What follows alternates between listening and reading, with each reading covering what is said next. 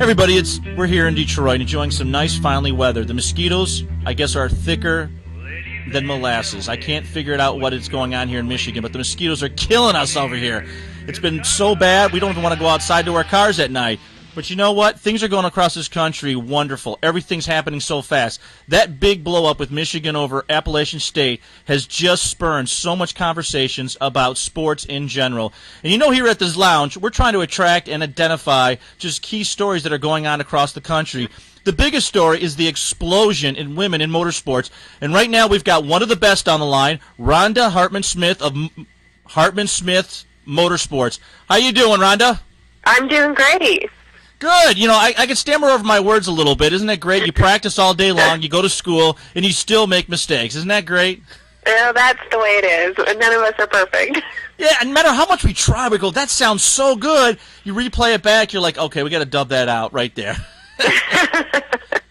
Now, tell us a little bit about your career. Your background is a marvel. What you've accomplished for yourself as a racer is incredible, and the reputation you have in an industry is as strong as anybody's in the industry before you. You know, I've been racing for a long time. It kind of seems like I'm this older female racer, but you know, I'm only 32 years old, and I've been racing for over 17 years. I've been in the sport and have, you know, hopefully I've accomplished a lot, and I've been a good role model for other female racers. But I enjoy the sport, and he also grew up in the sport with his family, and so we were able to race with each other. You know, we met and had a two-car team and actually raced against one another on the same team, and you know, we've accomplished a lot, but it's been overwhelming, you know, the response we get from everybody being, you know, we were the first husband and wife team to race against one another, and I'm a mom of two now. I've actually taken the last few years off because I had my son in 2005, and, you know, we're ready to get back out on the tour. You know, hopefully we can get some sponsorship and get ourselves back out there. It is pretty incredible when you think about how sports is laid out, so separated down the middle between men's and women's sports. Motorsports really opens the door through previous racers for husband and wives teams to be racing like this. Oh, definitely. You know, the greatest thing about drag racing is, you know, the families are involved, and that's how I became involved in the sport, is because my dad and brother raced, and, you know, it wasn't uncommon for you to see brothers and wives and sisters and just everybody in the family working on their dad's race car, and, you know, doing everything from dirty work to the business aspect of it, you know, the traveling and everything that we have to do. So, you know, everybody was involved, and it just happened to be where I grew up from the bottom up. I had to clean parts and learn how to put the motors together and learn everything there was to take to go drag racing in order to get in the driver's seat. So that was my criteria, and I had that determination that that's what I want to do when I grew up, and I wanted to make a career of it, and it just kind of all escalated from there. So, you know, and right now you see a lot of females involved in drag racing because of their families' involvement, and it's just great to see them have those opportunities. I just like the overall effect that in racing, particularly NASCAR, Indy, NHRA, is that the family is so big into this, is that you can't get away from someone talking about their wives, their kids, their sons, their uncles, their brother-in-laws. I mean, the list goes on, and that's the beautiful thing about the sport. In pro sports such as football and basketball, we really don't see any of that except on the extreme levels. And I think that's why it brings a lot of people, is that grassroots feeling that motorsports has.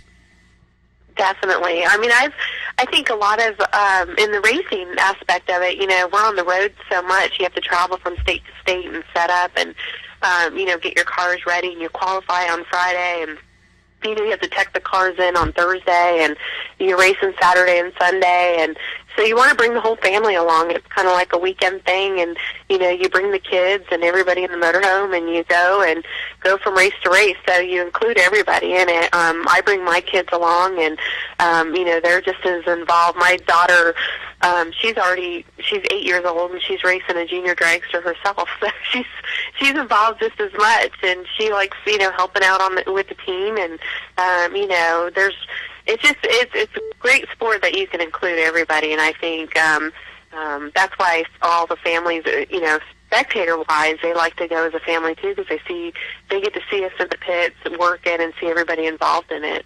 Yeah, I think the tickets are just shy of a mortgage, so you can get a lot of people there. Well, you get to see a lot. I mean, you get to go in the pits, and you get to see everybody, working, not just going out and performing on the racetrack. You get to see them actually tearing the motor apart and building it back up, and you get that one-on-one with the drivers and with the team members, and so we're really accessible, and I think that's really important.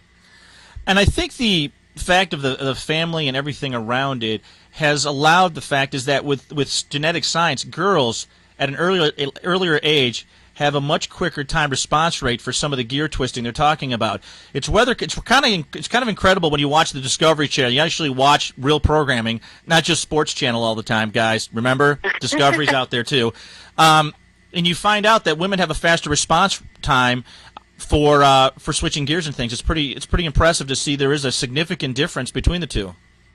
Yeah, that's what they say. I know. We definitely still have to be on top of our game, and my husband and I used to battle it out all the time, and I would definitely have to be on top of my game with him because he had good reaction times, and he was pretty quick at the responding to the car. If it would go out and shake or smoke the fire. So you always had to be on top of your game. I mean, you definitely had to still concentrate and focus, and I think female drivers, when you grow up in the sport, you're no different than the males, and you want to go out and race, but I don't think anyone looks at us any differently because we are females in the other lane.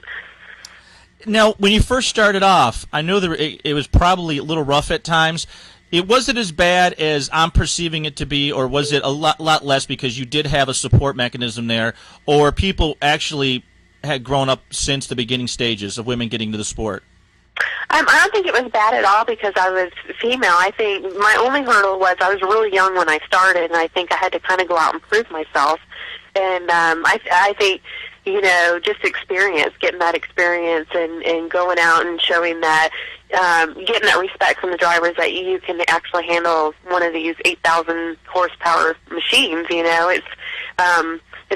There's a lot of work involved, and I don't think gender had anything to do with it. I think everybody saw me grow up in the sport, and they were all kind of like family. And so